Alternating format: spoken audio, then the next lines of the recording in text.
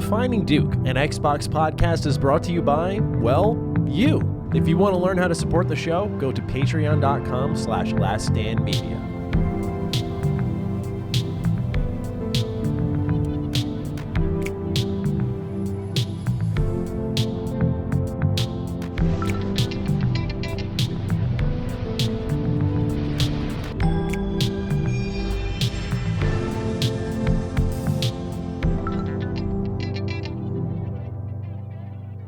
Salutations, everybody. It is Matty here today, and welcome to episode 104 of Defining Duke, an Xbox podcast. Today, I am joined by Game Pass's #1 fan. Let me get a shirt check on. Is that from what I think it is?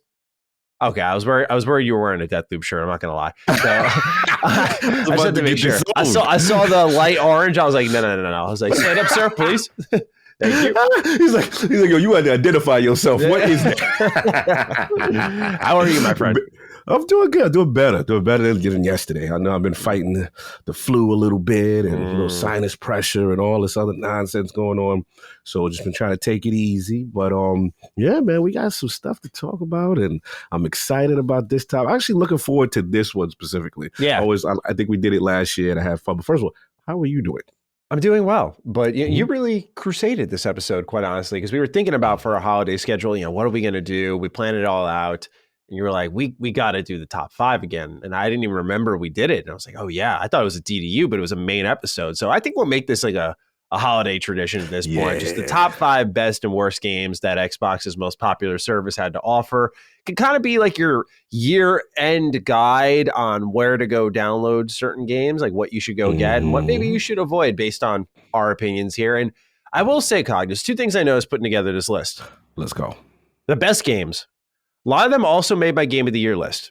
That was really interesting to see because one of Xbox's mottos is Game Pass is the home to your next favorite game. I'm just like, yes. That's bullshit. And then here I am with 4 of these games are on my Game of the Year list. So, I apologize to those who watch my channel. You might hear a bit of a repeat here, but the worst games, they did better this year. I think it was tough to pick out a couple of them. And that's saying something because the year before, when they started doing more day one drops, I was on them and I was like, no, you got to do better in this. And we were getting things like Dark Alliance, and that was a completely buggy, broken mess.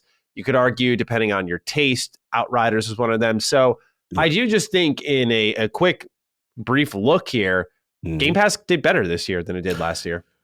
Yeah, big time. Considering the year that, was publicized as a terrible year for them, it's a good sign that I felt constructing this list. Me and you both said it was hard looking for like the worst games, you know what I mean, kind of thing. Whereas the best, I'm like, all right, I got things to work with here, you know what I mean? So it goes to a testament to show you that Game Pass is really the platform, and it really does supplement the other things that they're doing. But yeah, I'm excited, man. I'm in the same pocket as you. Yeah, and so I'm curious to know, which do you want to begin with? Do we get spicy with worst, or do we do the best games? I think we should do best games in case anyone's clicking, listening, and maybe they're thinking like, let's do some recommendations almost. But I know you like a little spice like I do sometimes. I mean, I always like the spice. I mean, but I agree. I guess for the algorithm, maybe we should go. Get the watch first. time up. Yeah, keep them in. Keep them in for a little bit, kind of thing. So yeah, man. Who want to jump this off with the best? I don't know. I'll go. I'll start us off. All right. So this is any order, or you doing like? I'm doing 5, like almost a worst to best, if you will. Worst to best. Okay, I'm doing the same thing. Perfect. Okay. So cool. the last one I say will be my most recommended game. Yes. And it's a testament to the strength of the list that at number 5 here, we have one I've talked quite a bit about in 2022, although it's not a 2022 game. Oh. But it made its Xbox appearance in 2022. I know where you think you're at, but no, Cog, take that smile off your face. We're talking about Danganronpa again, baby. How am I not surprised? Why did I not get this? So continue. You were like, he's going to talk about Persona. I'm like, no.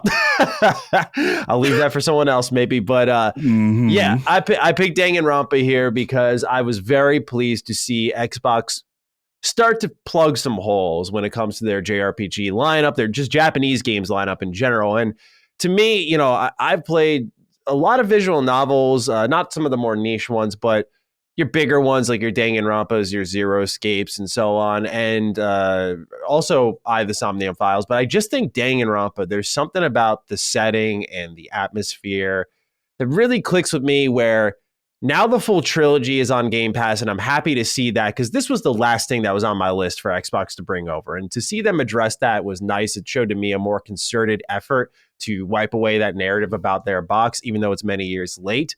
But it's certainly not a game that's going to draw mass attention, I don't think, although there's a real diehard fan base for it. But for those who have not heard me week in, week out, this is your holiday reminder to give Danganronpa Trigger Happy Havoc a download. There's also 2, Goodbye Despair, and V3, Killing Harmony, all available on Game Pass.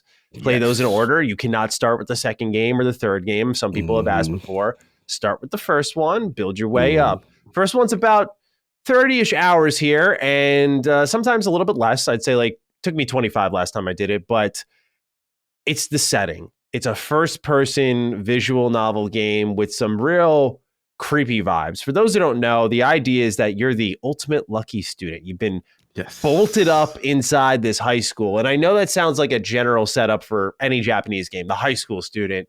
They love their school settings over in Japan.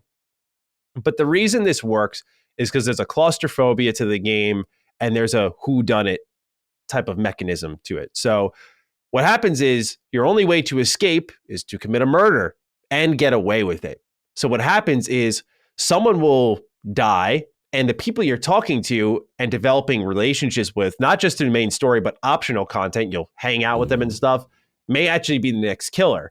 So there's that kind of gut-wrenching feeling of, oh, I spent some time with this person I really liked, and turns out they're a killer. And when the killer gets caught, they also get executed. So your class just gradually shrinks down. And as it shrinks down, the finger pointing increases and the tension increases. So it only gets better as you get deeper. And there's some real wild mysteries. I think the trial system here is so unique. It can, as Cog said, it can at times be a little frustrating where you want to get ahead of it because, you know, especially in Danganronpa 1, it's the first of its kind. So you may be ahead of some of those mysteries and know like where the thing you're looking for is or who did what. And you just want to get to that point. It can get a little frustrating, but I think it's just I'm a sucker for murder mysteries, of course, but I think it's just a really good one, a series of them. And the ultimate mystery at the heart of the universe, like, why are we bolted up in a school, killing each other to leave? How is a bear running this whole thing? Why is this running the way it's supposed to? And I think the payoff is fantastic, especially by the end of the series. But you do get it in the first game. And so I just got to say, like, it's easily in my top 5. The rest of the games I have here are games that dropped in 2022 because that's how the list should be constructed. But I felt like when I saw Xbox plug this hole, I had to champion it one more time without trolling Cog and just put it out there on why Danganronpa is I feel, must download and at least try experience. Like we talked about with Pentiment. Get to your first murder. Feel it out. See if you like it. Once you get to the end of the trials, what I would say with Danganronpa, now you've really seen the full breadth of mechanics. If you don't like it then, or you don't see yourself going all the way, you can drop it. But what I will promise you is it gets better and more depressing as it goes on. So that's why Danganronpa has made the top 5 best Game Pass games of 2022 for me. You actually surprised me this time. Yeah. I actually surprised you. I get it. Look, you know, it's funny because Xbox values that franchise. Like they value it. That they were very keen to promote it the way they did, to get this series on the platform. So it's cool to see them recognize what you recognize and say, okay, this is a big series. We need it on the platform. And yeah, you know, I was fortunate to experience all the glory that is Danganronpa. You know what I mean? I have some of my issues with it, but for the most part, no, I will say, for a murder mystery and try to figure it out, what's going on, there's some things that are really well done and first of its kind. So salute to you on that one. And I'll just say that the reason it's here, and this kind of speaks for itself, so I probably won't say it for the rest of them, but Danganronpa is good for Game Pass because you can try this one and just like any of these games, see if you like it. And it's hard to convince people at times to buy it. And I think that's why you get such a high investment of the fan base, because they're like, oh, this is way better than I ever expected. And I can't believe I only spent this much on it, where that will increase if you end up really liking it through Game Pass. But if you don't like it, you won't have lost anything. So that's just my closing thoughts on that. But it's your turn, sir. I'm curious where you're going to kick this off. I have no expectations for your list because I don't know where you're going to go with this one. Yeah, man, this is an interesting list. I had to battle and think, okay, this is, my fifth, number 5. This had to fight to get to this spot. There were a lot of contenders for this, but legitimate contenders. But I had to say, okay, what was the game for Cog that if I tell someone, yo, they're getting an Xbox, check this game out. You need to check it out. You need to give this a shot. And what's the theme song? Everybody's got a little hole in the middle. That's my joint. Everybody's got to do a dance with the devil as Dusk Falls makes the list. It does. And the reason it does is 2 things. One, Cog is a little bit of his little artsy fartsy games, little film festival type situations. You know what I'm saying? And I remember when I saw the trailer for it, it was, again, the joke was, these are the Grand Theft Auto stills. Yes. Right. Yes. And then you had some little animation going on and stuff, and it was telling the story, 2 families, going on at the same time jump going on, potential hostage situation. And I thought it looked interesting, but I didn't really think much of it until obviously it started getting close to release. Shout out to the good folks at Interior Night.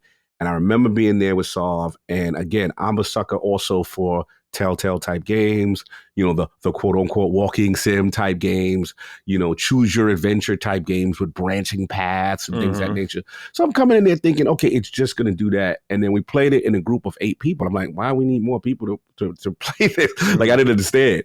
And that's when the magic really started to happen. And it was just, between the mobile aspect and a person picking up a controller, and you saw people get emotionally invested with these characters and to see where it goes. So I love stuff like that, where the writing really takes different turns and characters' fates are in your hands. And I'll never forget, it was a couple of moments with trusting certain characters, you know what I mean? And certain characters' fates really tied to others, and the time skip. Was it perfect? No. But I will say that everybody I've told try this game, they've come back to me and said, Cog, nah, I can't front. I do like it. And that's one of the things. It's a game I've shown many people, even non-gamer friends. Say, come on, let me see what you think about this. I'm curious. And they're like, yo, when we going to do the next chapter? Like that kind of. So as Dusk Falls made it, shout out, I gotta do a little plug. Shout out to, I remember Addict he's very hard to please. I love Addict. Young boy is hard to please. I said, do me a favor. Grab your girl up. Give her a controller and just stream and let me know just for like an hour and just let me know what you think. So not only did he enjoy it and she enjoyed it, right? This is one of IOP's like best streams with them 2 playing and fight like, no, we gonna do this. Between a husband and wife. It's so fun. So I think it's a good start for a genre, especially with Xbox, with cloud, everything they're doing. But one of my little indie artsy fart, it made the list, man. Shout out to Interior Night. I love As Dusk Falls. Yeah, and one thing that doesn't get talked about enough with this game, because it's in my game of the year list, no doubt. Like I love this game because one thing that really stood out to me this year when I was making my list is I realized I was picking things that did things a little bit more unique than others, than everything that was perfect. And so what I loved about As Dusk Falls was, number one, I've been out of that Telltale style game for a while. So the fact that I even played it and then beat it is saying something to me. Like, I just kind of grew out of them. Like when I go back and play them, it doesn't feel the same. But what As Dusk Falls offers is one of the best multiplayer experiences of the year. And that's hilarious to say, because that's typically associated with games like, Destiny or Halo. It's like, that's a multiplayer game. But given the unique choice structure of the game and how your friends could override choices and the battles that go on, and when people want to use those overrides per chapter, and the tension of everyone experiencing the story at the same time, it really works. It really, really works. And I love the whole game from start to finish. I was really satisfied by the end. You look at the branching paths, and I think that multiplayer lends itself to the game really well, not just on a way of making choices, but a replayability front. Like, just going back and seeing other routes with friends. That's what we did. And it was a ton of fun. So, I just got to say that, like, on top of what you put out there, just the multiplayer is a complete slam dunk, because you can get anyone involved. And I understand there's always that battle of like accessibility and like, is it for the gamer or not? But this is something you can hand to a non-gamer, like a family get together even, and just be like, hey, let's play this together. I've done and it. I know that I have it personally. Like I just play with a bunch of friends who love video games, but it was awesome just posting up for like, I think this is a 6-hour game, maybe a little bit longer than that, and just breezing through it and really getting gripped by some of its themes. But again, that multiplayer was fantastic. I really, because like last point is just, dude, like these types of games always need that mechanic to me now. They always need to have the multiplayer that As Dusk Falls have, because otherwise I just feel like it's going to be inferior. Yeah, no, I think that you nailed it, because that's what created the unique lane, that multiplayer aspect. And to me, the key was after the chapter was complete and playing with your friends, and then also seeing what the community did in those instances, seeing where your morality, your percentages were, because they rank you at the end, but to see how it is like, only 7% of people did this. And then you see, and the fact that they show you the branching paths that are potentially grayed out, and it lends itself perfectly to replayability. And last point I'll say is most Telltale games, what As Dusk Falls does better than anything, they want you to start all the way at the beginning of the chapter. As Dusk Falls, you could go back to the branch, individual branches, and start right then and try something else, and just to see. So the replayability is really done well. So I wanted to give them a credit, because that, like you said, after experiencing that, I can't do those type of games no other way now. Yeah, exactly, man. It's a game changer for sure. All right, so I'm on to number 4 here. My best Game Pass games of 2022. This one might be another surprise, but I've talked about it a lot. Sniper Elite 5. Yeah, man, I really like this game. So I've always loved this series. I've always thought it was a lot of fun. I thought 4 was a little disappointing, but the reason 5 clicked with me is it felt like the environments were bigger than they've ever been. It felt like kind of back to basics in a way when it came to V2 being my favorite in the series.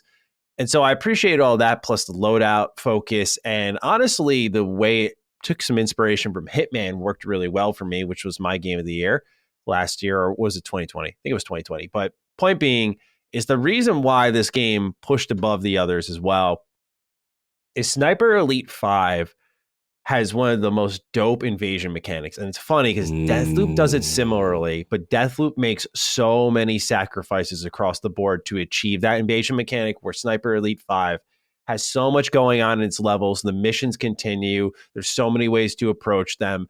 And then it'll say, you've been invaded by a sniper Jaeger. And you're like, okay, hold on. What's going on here? And you'll see like another dude just like running around the map, and like he's sniping you down while other NPCs are sniping you. And it creates this very unique tension where that's the player. Like, I need to take him out. But if I try to take him out, I'll alert this whole camp. And the way that choices just interweave into the gameplay experience was so fun to me. Like, replaying missions was so fun because you never knew when someone's going to pop up. When you're taking, because like you wanted to kind of get through the mission quickly, but when you're taking your time and you're just getting into a base and it says you've been invaded by a sniper Jaeger, you're like, oh no, like not now. And I love that because it was constantly like an uncomfortable but really fun experience. And what they did was marvelous, because obviously Sniper Elite is really well known for their X-ray kill cams. Those felt good on their own. But when you dome a dude across the fields that's been stalking you all mission long, and you know it's another player, it is a moment, man. It's so good. And, it's funny. We were just talking about co-op. This was a lot of fun in co-op. I played it all the way through with a close friend of mine. And, the typical Sniper Elite co-op you've come to know, like synchronizing shots at the same time. You get the guy on the left, I get the guy on the right. That type of stuff works just as well as it has always. And then the things like where you can make noise on the map, I felt was easier to synchronize your shot with. Just that sense of openness with the invasion mechanic really made things feel dangerous, because you're like the dude stalking you could be on the other end of the map or very close to you. And it just kept me really invested. All I'll say about this game that was whack was the final mission. Final mission was whack. Way too rushed, just boom, boom, over. And the same thing, funny enough, I said about Hitman 3, but that was my game of the year because one level wasn't going to override what I thought was like 5 excellent levels in that game that I put 40 hours into. So in the case of Sniper Elite 5 here, again, it's that invasion mechanic that really defines it to me. And I urge people to go in there and give it a try just because, not even the co-op, you could play it with a friend, but just because when you were out on that mission, you're sniping down fools, and suddenly someone pops into your game, you'll get that feeling, that intangible feeling that only a game can provide with its surprises. And when you win that encounter, it feels incredible. But when you lose, it's not overly punishing as well. And you can turn this off. So there's that too. But I keep it on. And I typically like, here's the thing, typically like Dark Souls or whatever, I'm just like, oh, get the fuck out of my game, dude. No. Yeah. But like with this game, I just think it's because you knew they weren't going to be right on top of you right away. Like same thing with Deathloop. They're usually right on top of you. You know you have to find him right away. Where Sniper Elite 5, like people will be in my game for 10, 15 minutes. I'm just like, yo, it's building up. Like, where is this guy? That cat and mouse. And if you don't move for a while, they'll let you know. That's the one thing that some people may find whack, but you can't just camp. You can't just post up. So someone can't just wait for you to cross by. If they don't move, they suddenly you get a call and it's like, they're here. We got them on our tracker and you can go find them. It's like, okay, now I know where you're at. Oh, they got the snitch mechanic. Yes, they do. So Sniper Elite 5, I think, is fantastic and easily makes my top 5. Nice. No, I love to hear. I did not know about that. You got my interest with that. I like that because I mean it makes sense. Obviously, sniping and camping and stuff like that. But that's actually really cool, man. Yeah. Now, I know you went hard. I'm actually not too surprised with that one because I know how hard you went for that salute. That was a good surprise this year too. Like that's in my top 10 of this year, and I just remember when I beat it, I was thinking that was a really solid game, and that invasion mechanic is what put it on the game of the year list. Again, it was just unique, and the way that it didn't sacrifice anything to have it exist was, hats off to Rebellion. They did a good job with that game. No, salute. Now, for me, this next one, they had to think, really long and hard. Okay, again, what was the title, for COG that I'm telling people, like you said, kind of like that unique experience where you give it a chance. And if you give it a chance, man, I literally had so much fun. I'm going to be honest, out of all the battle royales, this was the best one I've played. It was unique. It had fighting game mechanics. Naraka Bladepoint. For Naraka. I got a ride for Naraka. Yeah. I expected this one. Yeah, I thought it'd be higher though, so I'm curious. I had to be so honest with myself. Trust me, Naraka could have easily been higher too. Yeah, but there's other things in the mix too. Yeah, but Naraka, the thing about Naraka is, again, I've been out of battle royale for a long time. Obviously, I have fighting game sensibilities. First of all, the art style of these characters are absolutely outstanding. They're all based in really like Chinese mythology, very spiritual, celestial beings. When you play the map, there's like this big serpent dragon thing, and that's what's blowing it's like they gamified the battle royale. So instead of like the stuff closing, with the mist and stuff, like this dragon is blowing this mist and closing this center, and that's what's damaging. The thing about it is that, again, most battle royale games is okay, camp, gunplay, okay, cool. But because this is a fighting game and there's the strong attack, there's the repel attack, there's block, there's counter, it becomes rock, paper, scissors. So if I'm better than you, I could beat a bunch of people. Then the other thing that takes it to the next level is traversal. This game has some of the best traversal I've ever seen for a battle royale game. I mean, you got your grappling hook, you can scale up on tree. Like, elevation in a battle royale is huge. You can literally get on top of trees and you can see 3 people. Like, should I choose to engage with those 2 guys down? Let me let them, and then I'll come up and scoop. Then the thing is, they have this. Yeah, like you be like, all right, cool. And here's the thing, like, what I love about it, the weapons. Yeah. Every weapon is unique. Double sword style, nunchucks, what you call single sword, spear, all with unique properties, all with unique abilities. Then on the map, as you're scavenging and you're going through little Shaolin temples and stuff like that, you have these little jade systems that you can apply, and then you can it'll give you an extra combo or extra move with a specific weapon type. Some weapon types are good up close. It becomes this now mini meta game of builds, right? How do I spec my character out? So you got that. Then the game has a skill tree. How you got a skill tree in Battle Royale? So it's like, okay, do I want my super meter to go faster? Do I want, me to be able to move like grapple longer distances? It's so well done. And then I just said it. Game has supers. Each character is a Shaolin monk, bro.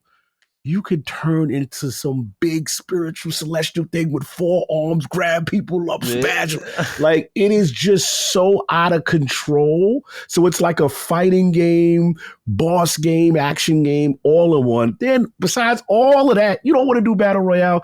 We got this other mode where it's like just a free for all. Who gets knocked off the island? They had the collaboration with Fall Guys. I mean, they got a campaign. Like, I get mad at Xbox. Like, this game is phenomenal. Like, it's a sensation in China on PC. But to see them go to Xbox and Xbox secure this game, shout out to them. And I got to shout out my characters, Viper Nin, the little ninja. She's the chick. I like her super ability. She makes people weak. But my real guy is just his name is Yoshan. He's kind of like one of these royal imperial samurai kind of warriors, but like he's got this big axe. He turns into this big being, starts cleaving people. It's crazy. It's crazy. Nice. Naraka Bladepoint. One of the best tutorials too for a battle royale to get you into because you could play against bots. That's my thing. Battle royale is very intimidating. So I always tell people, do the training. You play against bots, get your confidence up, learn the flow of the game. Once you get in it, you're going to get addicted, brother. Yeah. Naraka Bladepoint all day. Nice. I like that one. All right. We're entering the top 3 now. This one, I haven't had a chance to really talk about much because it popped up towards the tail end of the year. Okay. But I did mention it on one episode, Signalis. So you did. This one snuck up on me, and I definitely wouldn't have tried if it weren't for Game Pass. So Signalis is a Resident Evil / Silent Hill, and I'm talking about the older ones, inspired survival horror game with one of the more unique art styles I've seen that harkens back to the PS1. But then it also has adventure mechanics where you're interacting with things on screen and solving puzzles. But this game just oozes tension and atmosphere like it's nobody's business. It's insane how much they nailed it. The art, the sound, everything is here. And clearly their driving inspiration was a game I played for the first time this year, Silent Hill. Yes. And I like that they did that because they really drove it home. It's ambiguous. The narrative is definitely left up to more interpretation than I would have liked it to have been. But it's a game that without a doubt has a true sense of identity.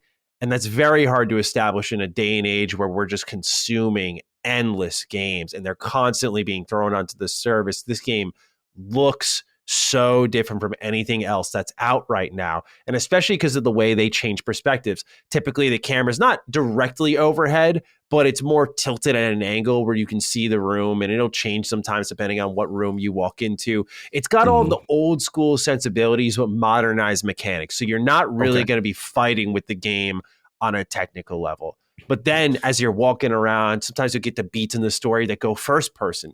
Not gunplay wise, but like interaction and exploration. And so it becomes a little more scary.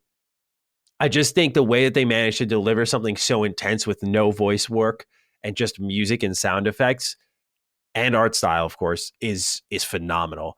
It's a 9-hour thing that you can finish pretty much in a weekend if you so desire. I have always said that survival horror would probably be my second favorite genre in all video games. I just don't consider myself like an expert on them as I do with, say, RPGs. Like just the way survival horror games are made, I just can't wrap my head around it. It's so difficult, like the resource management. And this game is hardcore when it comes to resource management. And this will be the factor that could break some people. Right now, the inventory system, it's only 6 slots. Let's say I need this cap to put it onto this bottle to then complete the puzzle. but my inventory is full, but I have the bottle in there. When you interact with the cap, they're going to say your inventory is full. So you have to run back to the chest, empty a slot, then you can pick up the cap just to screw it and turn it into one item with the bottle with the cap. That can be annoying because it happens a lot. It can also be sometimes difficult to progress with the puzzles, and you probably will use a guide, and I did so without any shame. But it just continued to win me over with its subtlety even.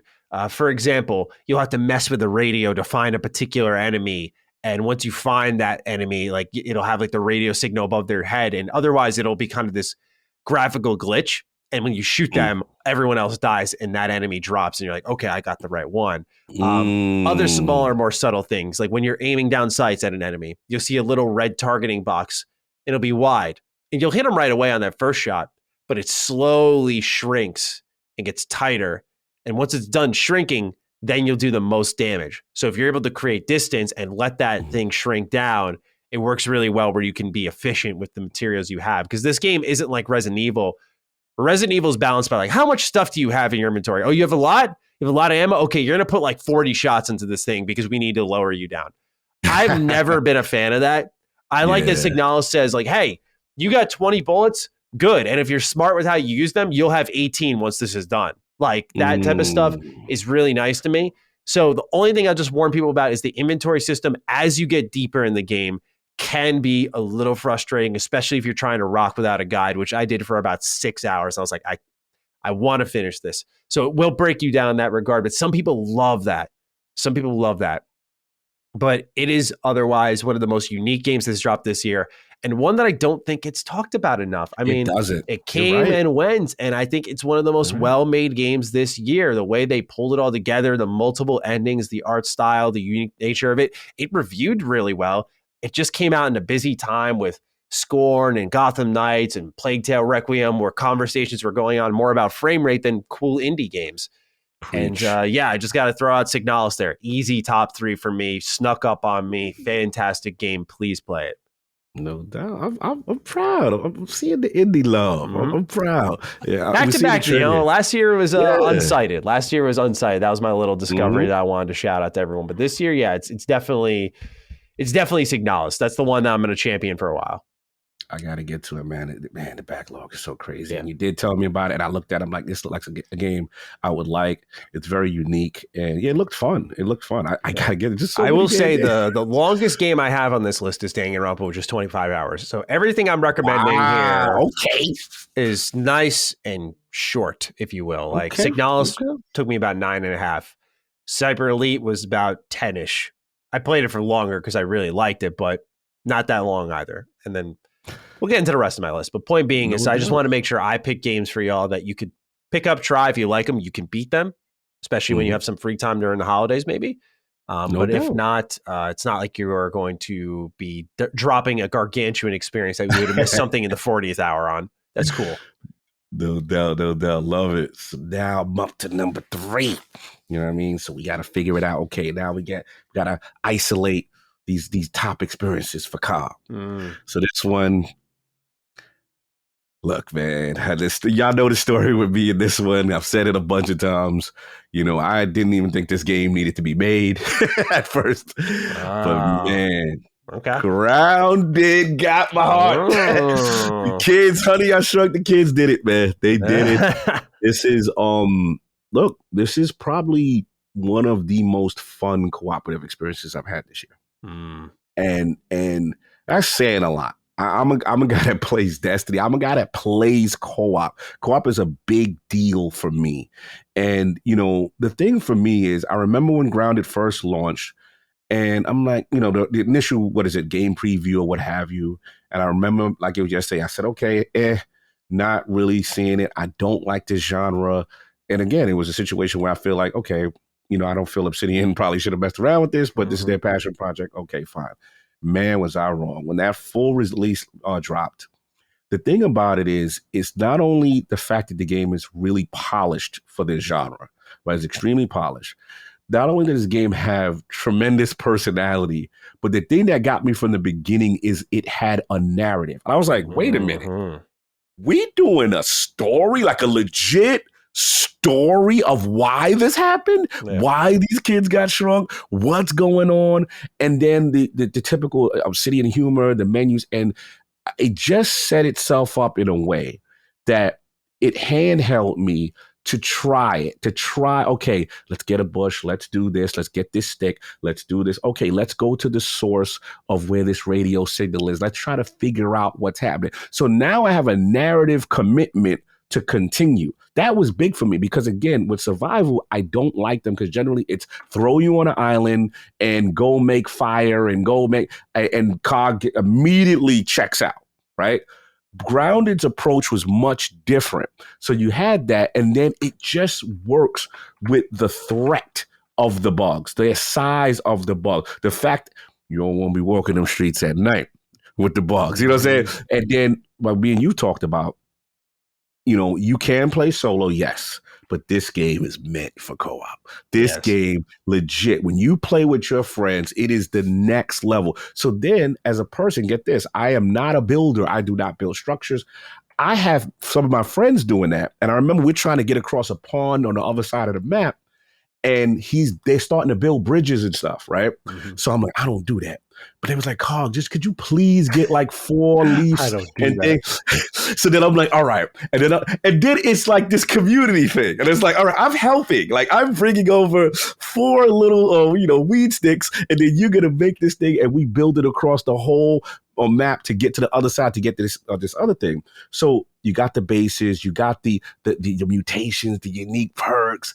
It's so much depth to it. And then the key for me is when you start building your armor and your weapons and the little peat mechanic and dangerous zones in the map and different biomes. To me, it really took off. Last point I'll say is when you have to go up into the trees and like, okay, I got my little parachute thing. I can glide so I don't fall. It just really opens up. The game is phenomenal. Obsidian outdid themselves. This is a sleeper hit, a game I clowned. I could not. I'm like, yo, guys, when we gonna get back on? And then praise to them for someone who's skeptical.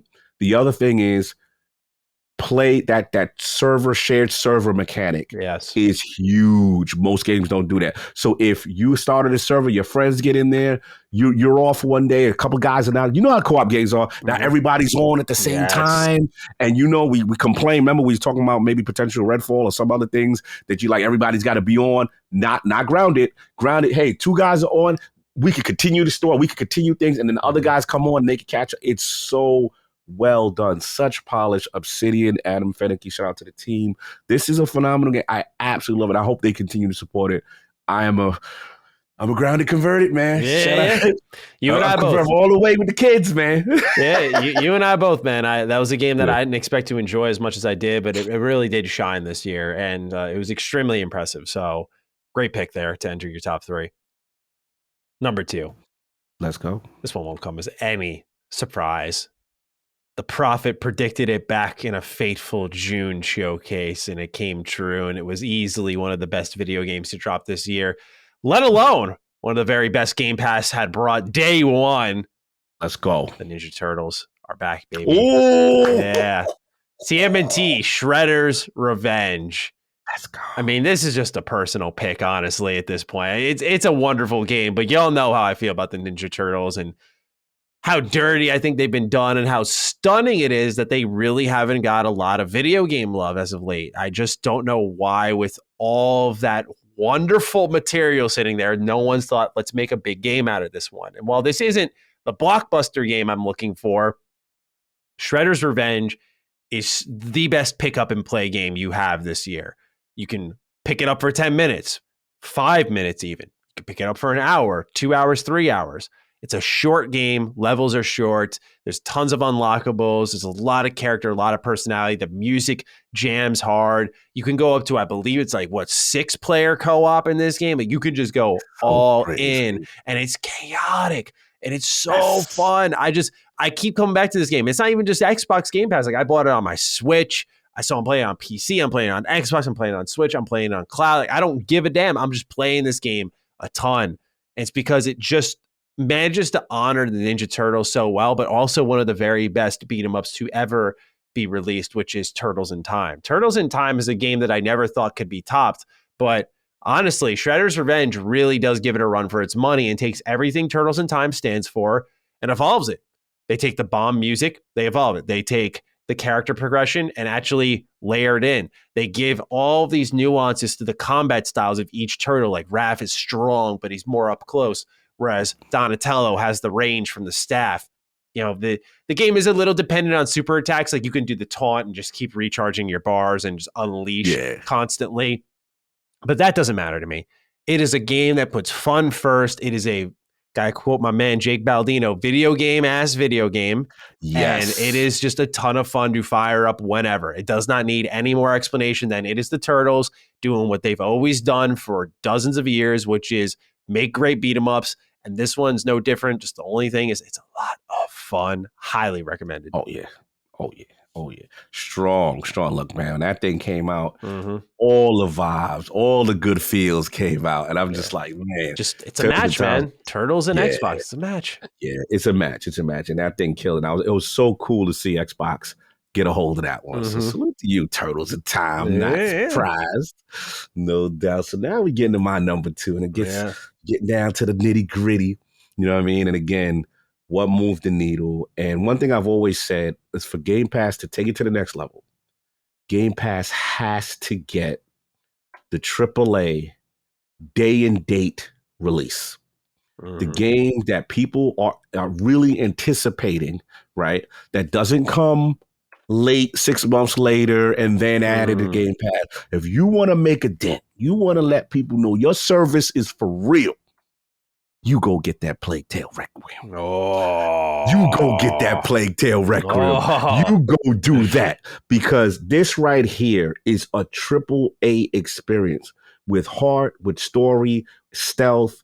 And I'm telling y'all right now, it is one of the most phenomenal looking games on the platform. Please check this game out. Again, if you missed the first one, okay, fine. Should play the first one. But Plague Tale, we've talked about it on Duke before, taking stealth back to the essence, to the forefront. Again, when you're not this overbearing, you can beat everybody character that most games do. Right? Amicia, and then obviously you got Hugo, the little boy you're going through. You got those rat physics going on. And the thing about it is, again, it's a timepiece. It's well acted. The voice acting is amazing. The music is amazing. It's a really heartfelt story. And I'm still not all the way through it, but I'm telling y'all right now, from what I have played to this point, I'm already convinced.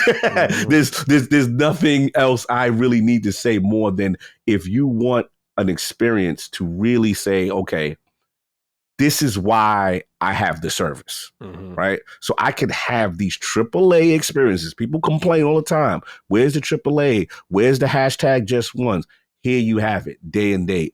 Yeah, I have to give it up to Plague Tale. I'm still going to continue it. It's got a lot of games going on. A lot of things done dropped at the same time this month. And I'm trying to survive as best I can. But I get a little hour in here.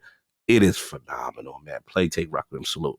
Absolutely. A Sobo, salute. Give them a bag, something.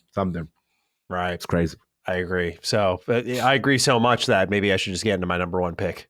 Let's just go. Just get right into it. So, and spoiler alert, my game of the year is my number 1 Game Pass game, Plague Tale Requiem. So, what has Cog said that I really wouldn't have said myself? Yeah, it's just, it's one of those things where the emotion of Amicia and the cast in general really won me over. I mean, just superb performances.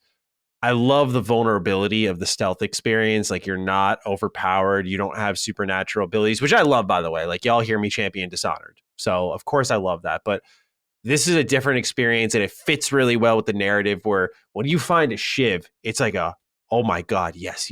Like, I can take one person out easily. One person. Who's it going to be?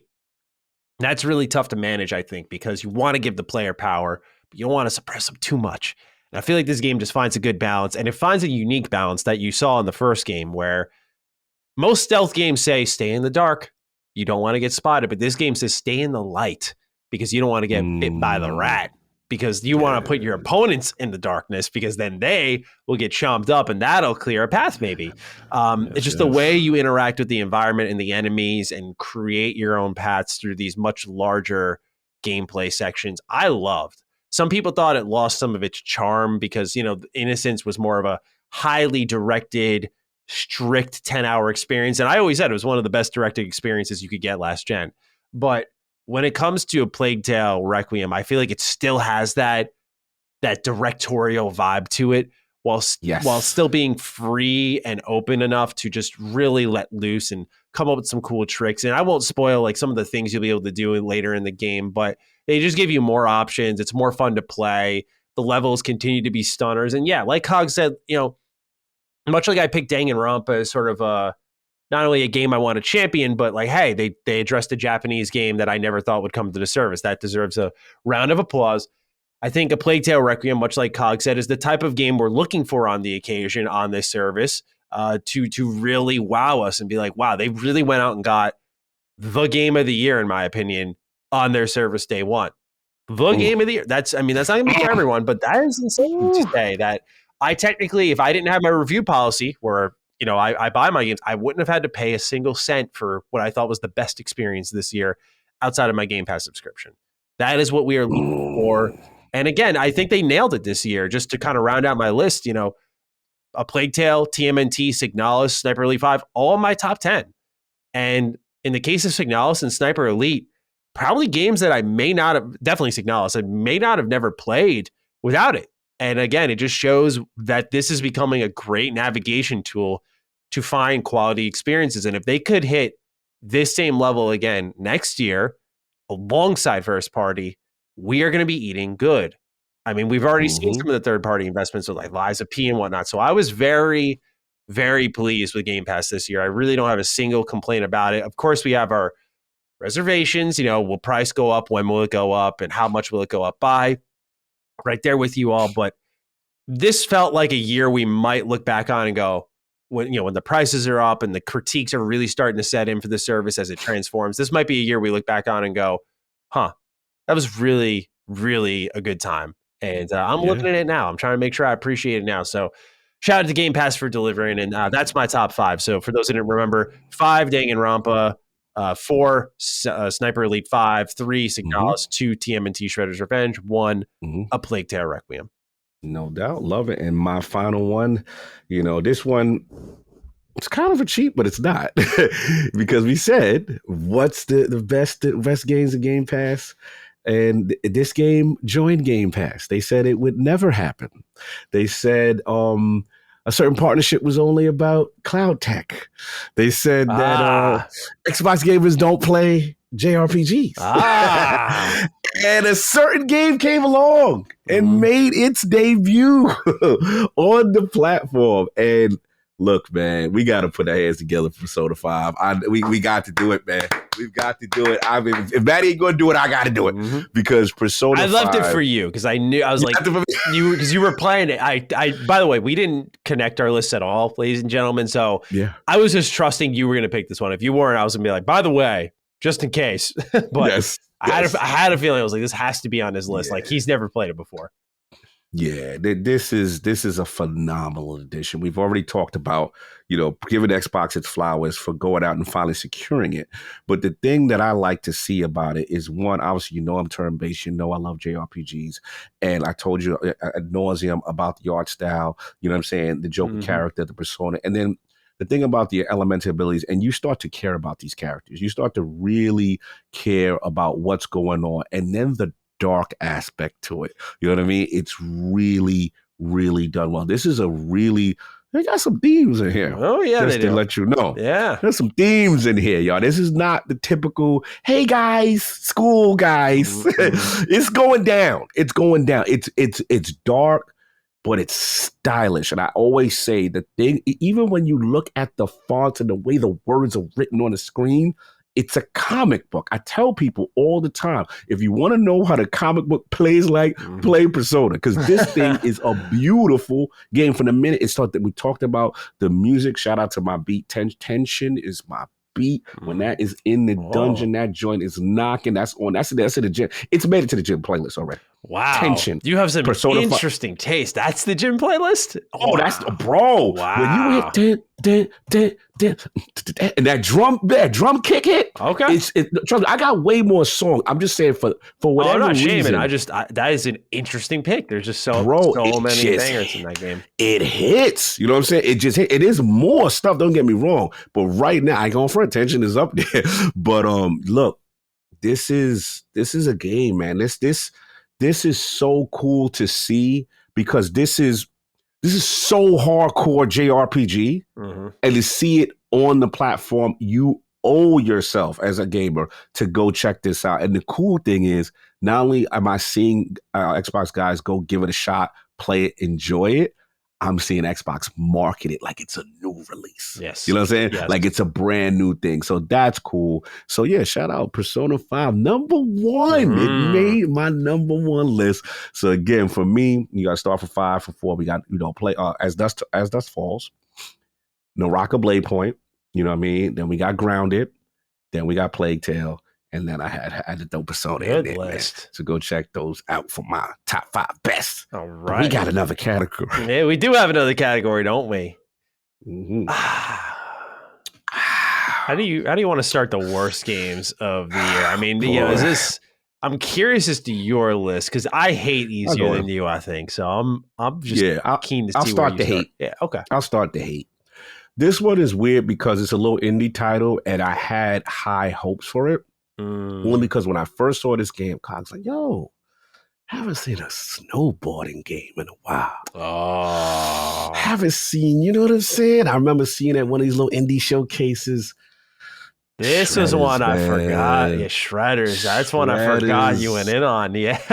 Bro, what, babe? What are you doing? What were you doing? I'm trying not to go too hard. I know it's a small little indie team, but this has some of the worst cringy dialogue I have ever heard in a video game. Like, this joint is like, we're YouTubers. They literally are YouTubers in the game. And I'm just like, and we're going to get popular and go out there and get the tricks. Then you're fighting the control. The game looked decent. The snow looked different, but it's just not as responsive. It really hurt the game experience.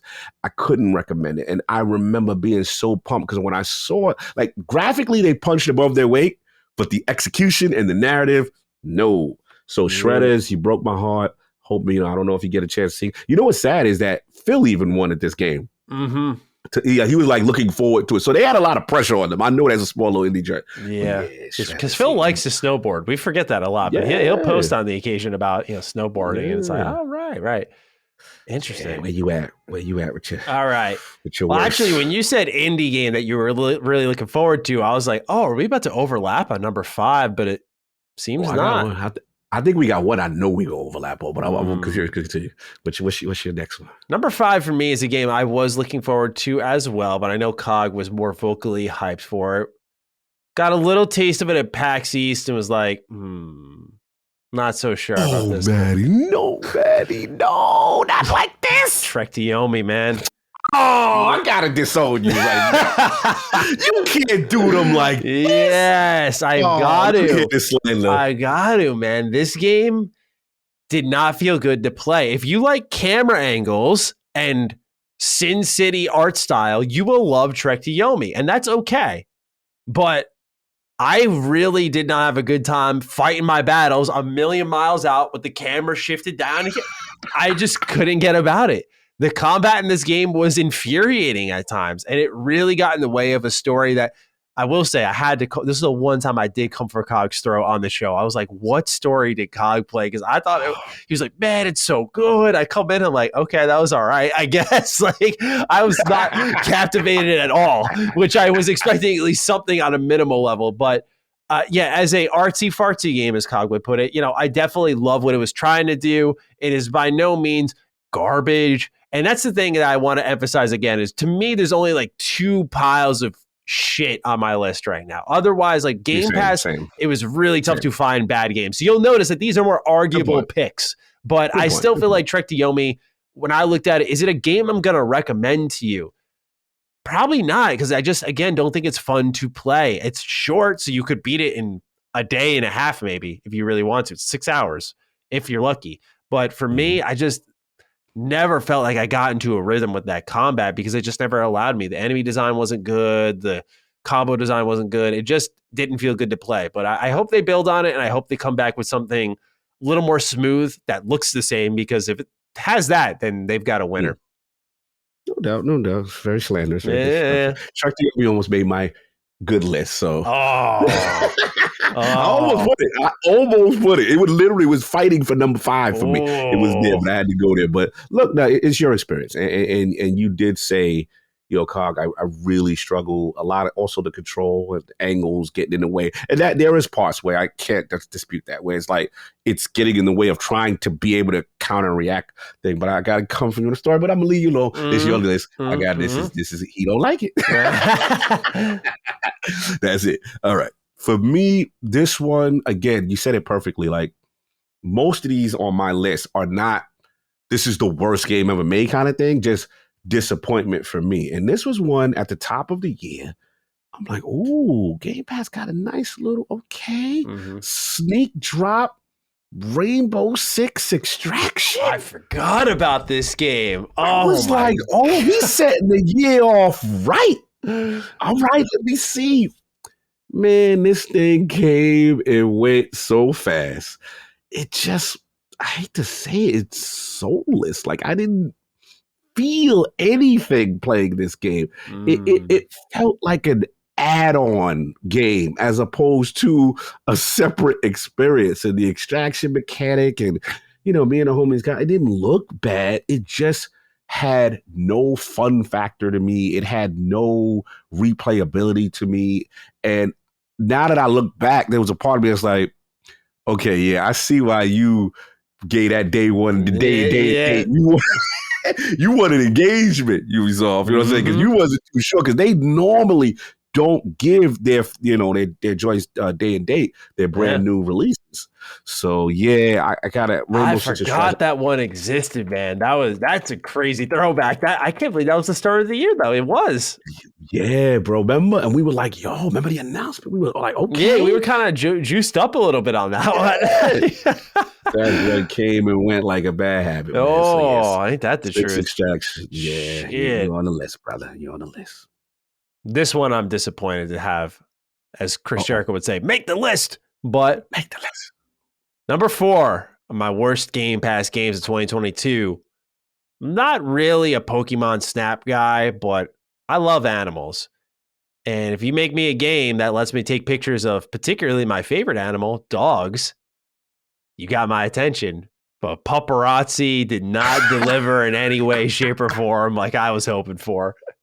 Even my girlfriend, who is not a critic of anything at all, and she takes pride in not hating things, was like, this kind of sucks. And I was really saddened by Paparazzi, because I want a nice, cute game that takes me away from the depressing narratives I tend to enjoy, the action games I tend to gravitate towards too, the mind-sapping turn-based combat I always love engaging with.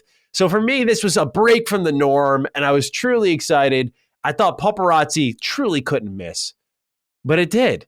And it was really a super buggy game, is what it comes down to. And at first, I thought maybe the art style would be charming in those quick shots of the trailer, but when you see like dogs really don't have animations, they're just all very, we'll just say alpha. It was seeming like this game just was, I don't want to say slapped together, but it did not get its final polishing passes with much attention put on it.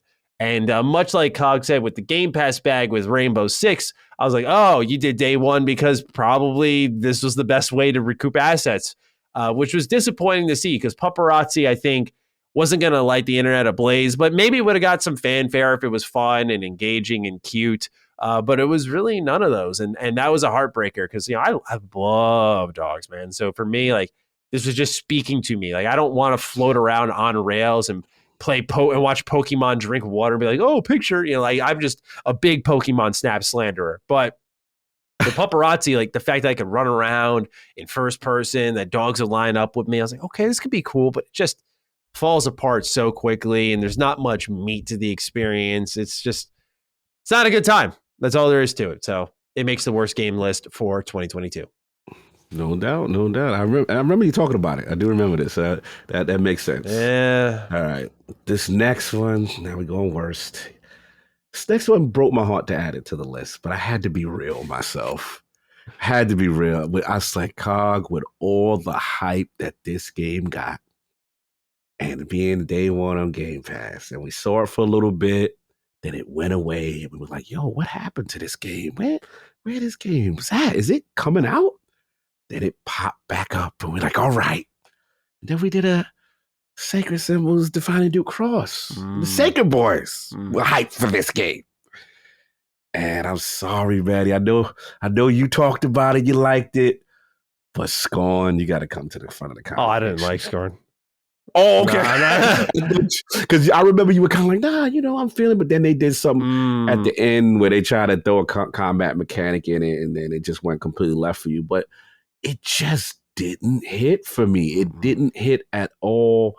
And I was just like, I love the art style, I love the Geiger influence and stuff like that. And I thought it was going to be really something special, but it just ended up being very slow plotting, and I just wasn't impressed. It just didn't hit. So it hurt because I remember being excited for this one. But yeah, man. Yeah.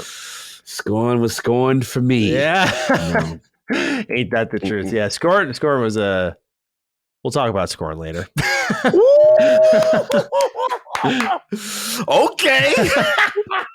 But that was my number 3. And then when we get on with about my last 2, I got words. Yeah. But I'm dying to hear yours. Number 3, I guess you'll say dressed for the occasion, maybe, with what I'm wearing today. The flannel's out. The flannel's out. A game decided to make an appearance on my service.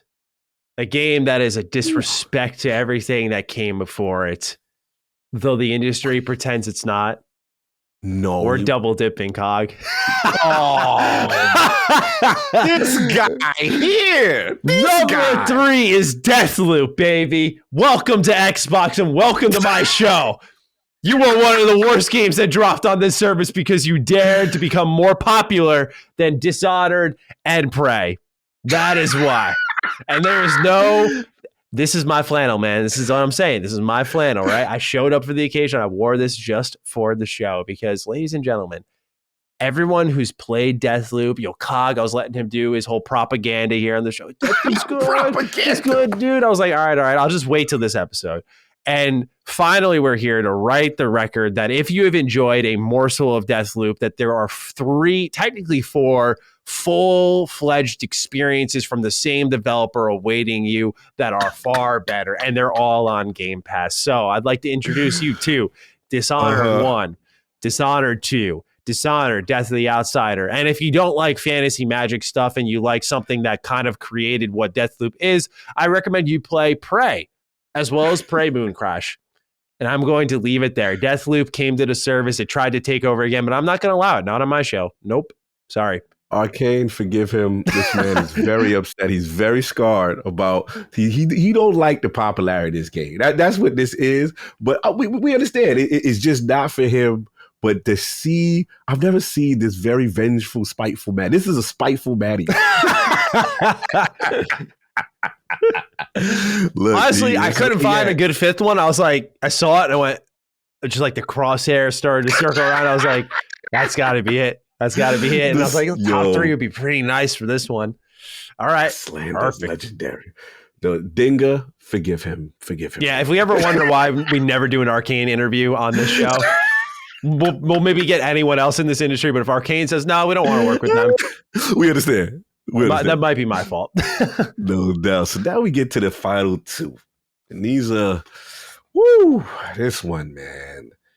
I remember seeing this thing and I'm like, all right. Almost like a little card vibe, little graphics, little code development, Remedy. Oh, bro, Crossfire X, get your behind to the front of the congregation. What the hell, man? Crossfire X, what's that mean? Baby, what are you doing? Yeah. No, baby. What are you doing? No, some of the worst control, the UI, just half baked. Like I've never seen a product just come out like that. Like, who said finished? Who said, yo, done, ready to forget the janky, I forget the control. It's ready to go. Like, yeah, Crossfire X, man. And I remember at one point when I saw the trailer, I remember saying to myself, oh, that looked kind of good. It may be all right. Yeah. We thought we were going to get like a nice, tight, maybe like creepy Remedy first-person shooting campaign. It was nothing even close to that. Bro, the joint felt so incomplete and rushed. I was just like, wow, that really soured me. And yeah, that's a stain. That's a stain on. I heard they even they put new content. I'm not going back.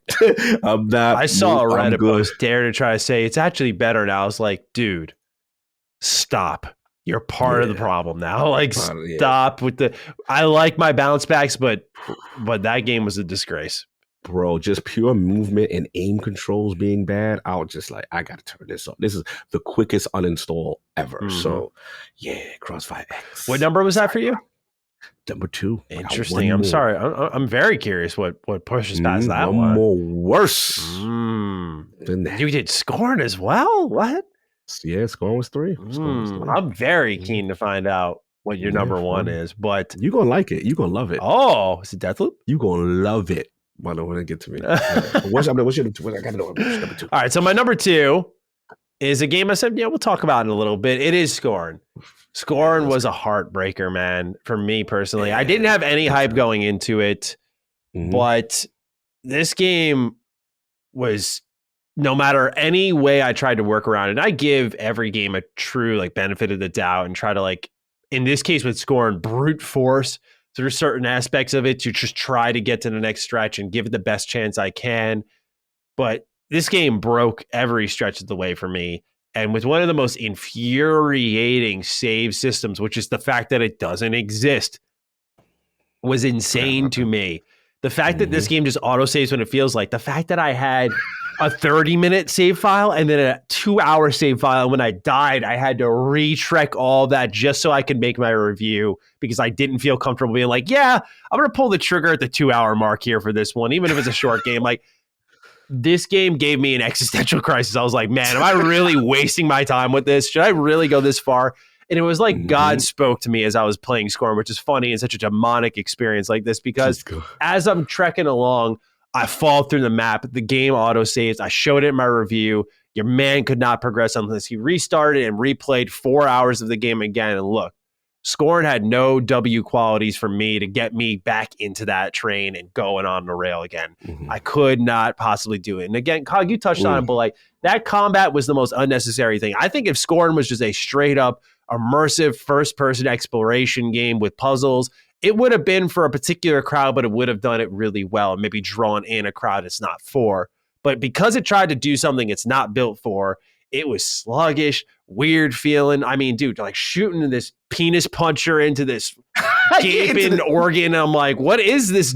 That's how I do a kill shot in this game? It was a really weird game in that regard. And I know artistically that was its intent, but when they tried to connect it with the weapons, and again, like one enemy was this hole and you would shoot this phallic object into it.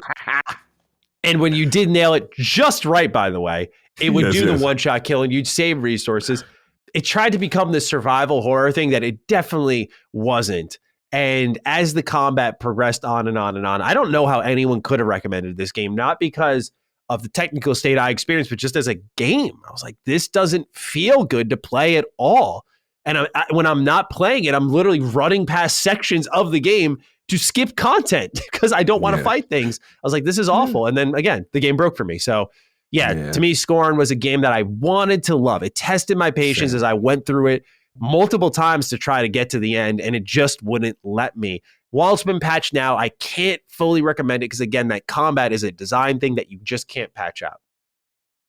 No, well said. Well said. Definitely one of the bigger disappointments because, yeah, we all were hyped for it. We all thought the potential was there to do something different and unique, and yeah, it wasn't.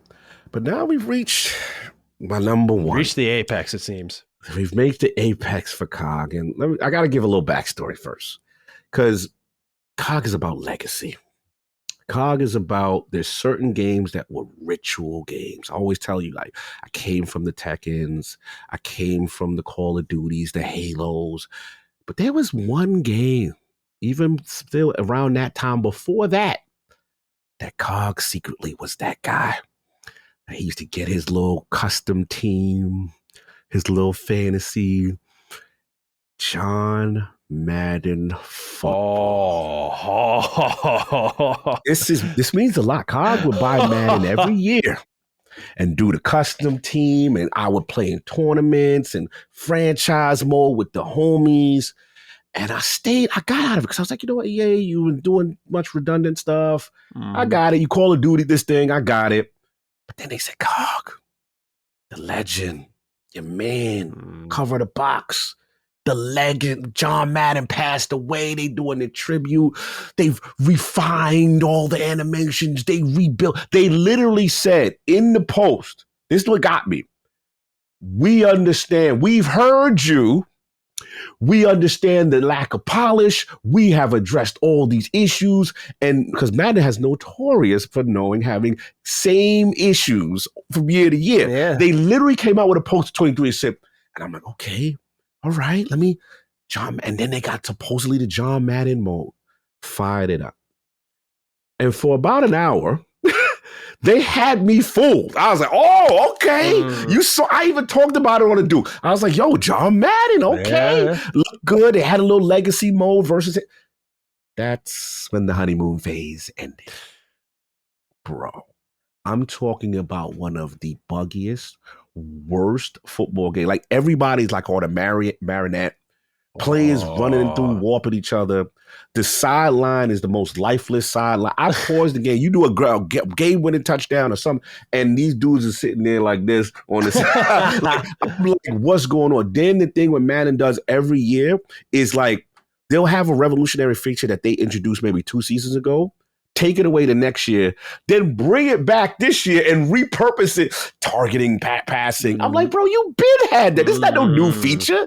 So it's going to show you, bro, the money hatting, that frostbite, still not it. That development cycle with the yearly, bro, they're just cashing out. And it's really egregious what is happening, that it's only them that has this license. And the fact that this is when no competition is a problem. This is why I want people like 2K and whatever in the NFL, hello, get this license, send this to other people. They are destroying simulation football. Like, it is awful. Like, the lack of polish that this game is embarrassing. I was just like, bro, the fact that NFL players are saying, yo, Madden, what the F? This is trash. Like, the players get you licensed. Like, I miss the days. You know when it's bad? When I could pull up, remember we had a talk, and I told you one of the greatest games of all time is NFL 2K5. Yeah. To this day, NFL 2K5 has better AI, offensive, defensive line shedding and interactions than Madden currently to this day. It's an embarrassment. Madden, no, you got to get it, man. I'm sorry. I thought I was fooled. I tried to come back. I thought it was just going to be it, and they did it to me again. And it sucks. I love football. That football has kind of risen almost to my number one sport. You know, I almost love my Mets, but football, because football is a sport I could watch many teams and still enjoy. Yeah. Nah, man, they did it dirty, and they desecrated the legacy of John Madden died, and you have a bad, you have the worst Madden, bro. Yeah, they cared, didn't they? They desecrated and they cashed out. Madden, I'm done. I'm done with John, man. Yeah.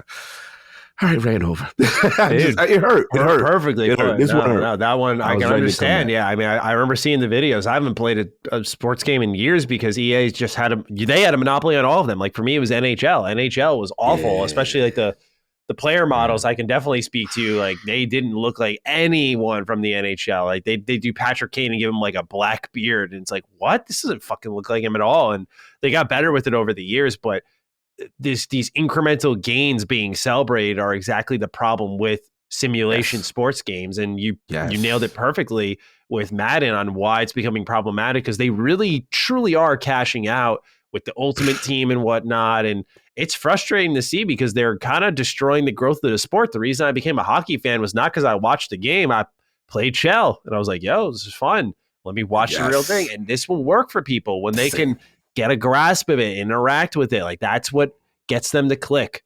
So, it's a great pick. That's a great pick, because I forgot that even came to Game Pass. Yeah. Yes. Glorified roster update. Same engine for the past 4 or 5 years. Yeah. Terrible. But enough about me. I got to hear this. Yeah. Matty's number one? The number one worst Game Pass game of 2022. This was an easy one. Like, when I made my list, this was the first thing I wrote down, because this one has not left me since, in a good way. Crossfire X. I know you already touched on it, but that's why I was so curious. I wasn't trying to give it away, but when you were like, there's something worse than this, now that you say it, I'm like, okay, get where he's coming from. But Crossfire X, to me, was hands down, bar none, the worst shit, not only of Game Pass, but of the year. Woo! Remedy who? How? There's no way. There's just no friggin' way, man. This is the only video game that has ever missed the day one service when it was supposed to arrive. Think of every game that's dropped on Game Pass. When they announced it was coming that day, and when it was day one, all the checks and balances were in order. Yep, it's there. It's available. But man, when you tried to search out Operation Catalyst for Crossfire X or even the base game, it was nowhere to be found. It was buried, and they were charging for it because they knew, based off the scuttlebutt online, this shit was catastrophically bad. It was mesmerizing how terrible this game was. Okay, Cog touched on the AI. I'll keep that part light. But the fact that you could, again, I always encourage people to watch my reviews just so you get the visual context, not to get me and my views and all that stuff up. Just so you can see the points I talk about, because I'm typically referencing them. But dude, I was just going for a Sunday stroll through these levels. No one was challenging me. They just roll out of cover and just point their gun at me. And I'm like, okay, 1, 2, 3. I guess I'll shoot you now. And that's it. I mean, it was that type of AI, even down to the insulting the player type game design, or really narrative design, where I'll always remember this cutscene as long as I live, man. So this man he's got his handcuffs on. He's on a bus by himself, and his handcuffs are tied around the top of a seat in the car, or a seat in the bus, sorry. And it's around a metal rod, by the way. So there's no breaking through, and it's a horizontal one. So he can't like lower his hands to the ground. This is all important because in this cutscene, this man's sitting there and he's looking out the window and he sees the cops or whatever are pulling up. He's like, oh shit, I gotta get out of here, right? But his handcuffs are tied up here above his head to a metal bar that cannot go lower. He looks down to his left. This man's wearing his shoes, by the way, and he sees a little lockpick on the ground that's conveniently there. The camera cuts away, shows some dudes like walking up, and the camera cuts back, and suddenly he's got the lockpick in his hands, and he's breaking himself out. I'm like, whoa. How did he do that? Did he use the force? How was that possible? From that to the level design where they had electricity running through rocks. Oh, no. There was no thought put into this game. Remedy definitely just took their bag and said, sayonara. Thanks so much. See you later. They did not put an ounce of effort into this. They took their money and walked because they knew they would not be absorbing most of the blame. And then you get into the controls, which Cog touched on. Feels sluggish, feels awful. And I'm not even talking like if you've played Destiny or Halo. Like, comparatively speaking, those are some of the best feeling FPS games in the market. So, of course, it's hard to stand up to those. But I would even argue Fallout 3 is a better first-person shooter than what Crossfire X was. I mean, it's that close, and that's saying something, man. Fallout 3, you couldn't even aim down your sights in. Like, come on. And this game had multiplayer with that audacious control setup, and it was infuriating. And it tried to be COD 4. Like, they tried to do wet works. I'm like, where have I seen this before? Creatively bankrupt, technically broken, insulting game design, insulting narrative design, absolutely a cash out. And somehow the only game to this day in the day one Game Pass history that coincidentally missed its day one drop for 4 days. Yes. 4 days. I tracked this shit because it was fascinating, man. 4 days it wasn't day one, because when it dropped in, I was like, by the way, this is here. Anyway, was like, yeah. We also got Mass Effect and Hitman here. You're absolutely right. I remember because people was like, yo, where's it at, y'all? Mm-hmm. And they was like, you couldn't get a definitive answer what was going on.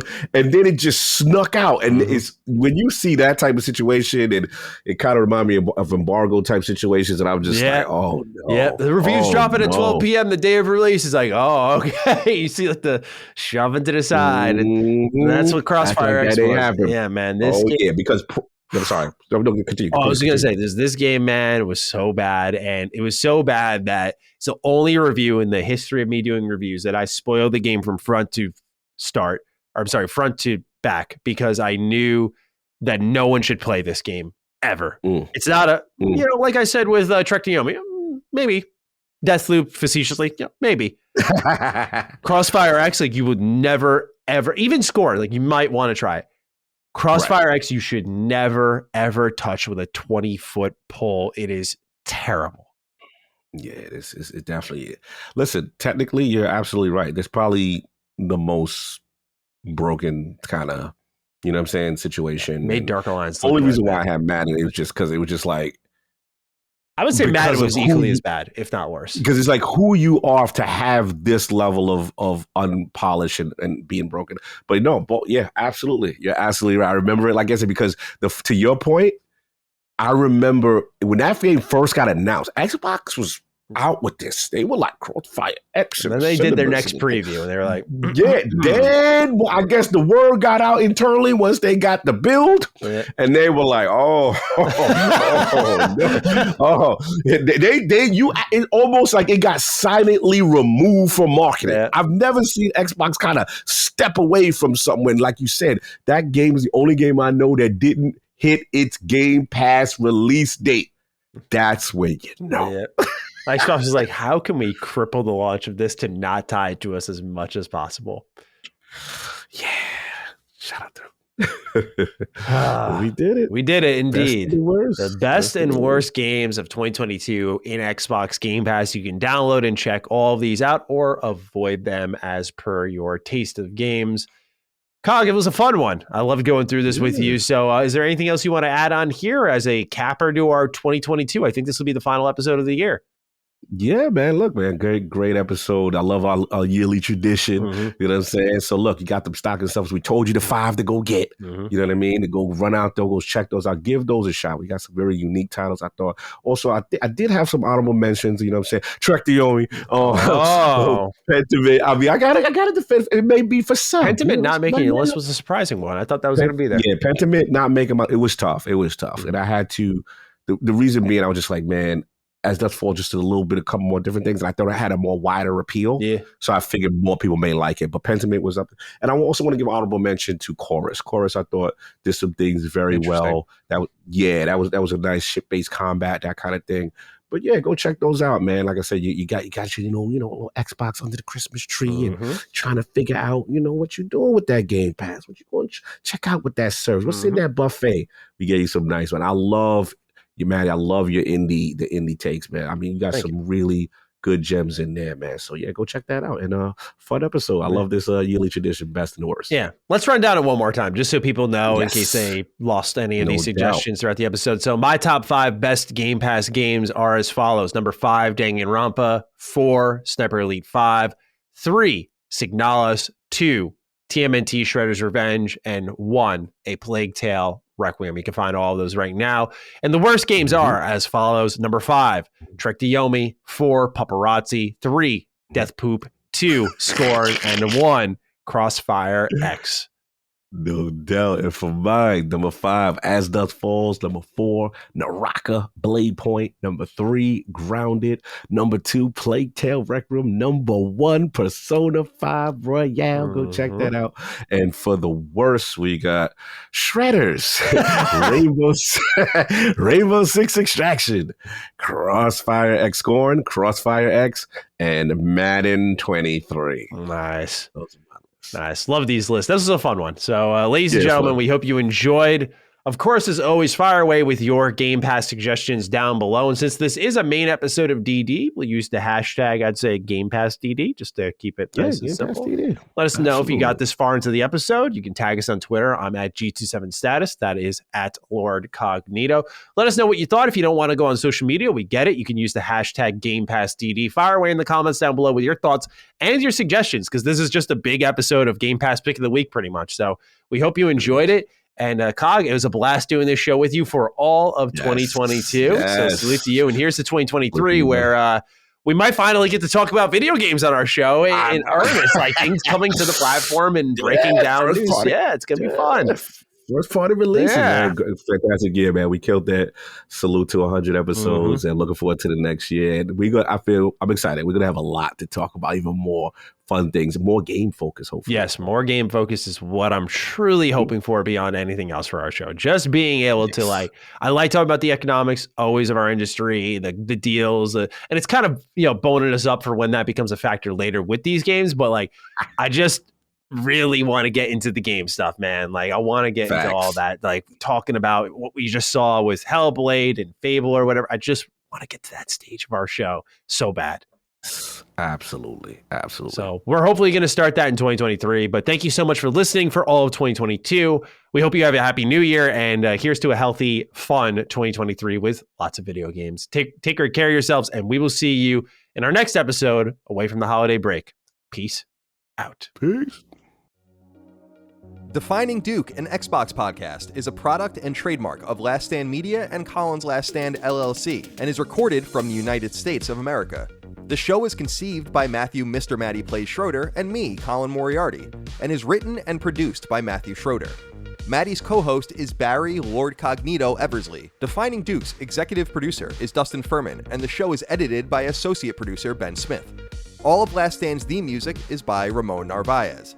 As you know, all of Last Stand Media's shows, including Defining Duke, are fan-funded on Patreon at patreon.com/laststandmedia. The following names are at the producer support level on Patreon, and we're thankful for your kindness and generosity.